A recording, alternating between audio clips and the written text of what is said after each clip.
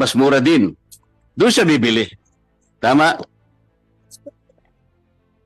Ito pong system, Teka muna, sagot ka muna. Siyempre, may option yung consumer.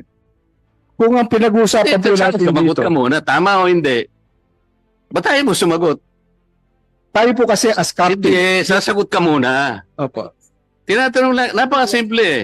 Madam Chair, ba't hindi siya makasagot? Opo, Okay. doon sa example niyo po. Okay, kaya kita tinatanong ng ganon. Sa kuryente, hindi siya kami makakapamili. Wala kami ibang pupuntahan. Isa lang ang supermarket. Tama o hindi? Opo. Sumagot ka. Yun ang problema eh. Huwag din yung gagamitin yung ibang perishable commodities. Wala silang option eh.